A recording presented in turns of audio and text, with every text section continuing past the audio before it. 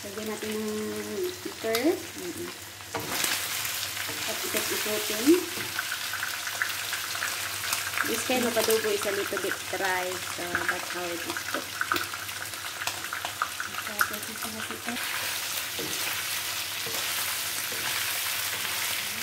Ang sweet lang.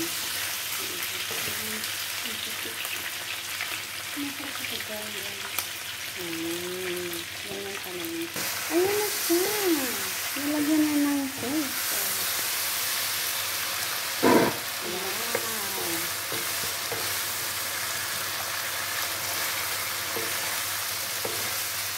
Ay, ang galing. Ito pala yung siya. Yung dry siya na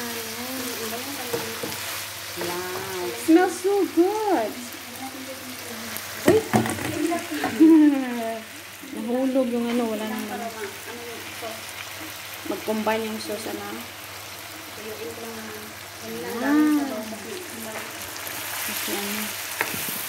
Wow. Smells so good. So, itong recipe ng may oyster sauce. Kasi yung kanina, yung kampong, yung native chicken ay walang oyster sauce. So, ito nilalagyan pala ng oyster sauce para mas malasa. Ayan. Ang sarap ng amoy. Nagugutom na kami. Anong oras na dyan? 2 o'clock. O, diba? Yeah, 2 o'clock na. Patuyuin daw hanggang sa mawala yung sauce. Ayan, lalagyan pala ng vinegar. Ayan. Para may texture.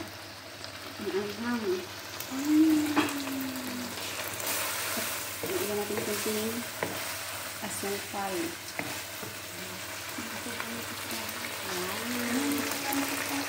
Ayun siya.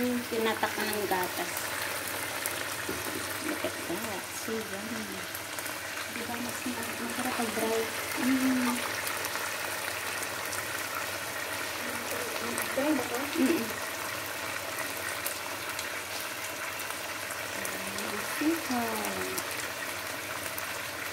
That's a sugar. That's a teaspoon of sugar. Ayan pa siya kasi yung chicken.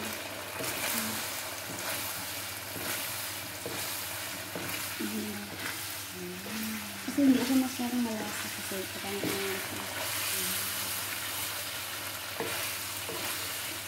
hindi ko lang kasi parang may tubig ito, parang mantika.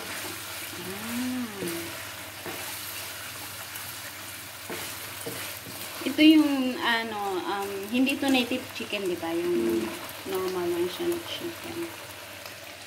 Ganyan daw mag-try. Hindi ko malasahan kasi mantika na. Ano yan? Sa kulay pa lang. Nako! Ang sarap na. Parang adobong palaka. Oo nga, no? Ang adobong palaka. Pero, di ba? Malalaman naman na manok yan. May paa ng manok.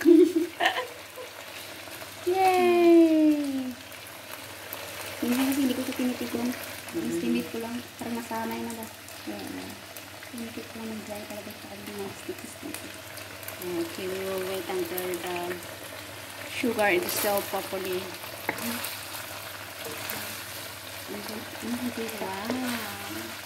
Kunti lang yung nalagay ko ng tika. That means it's from the skin, right? From the skin of the chicken.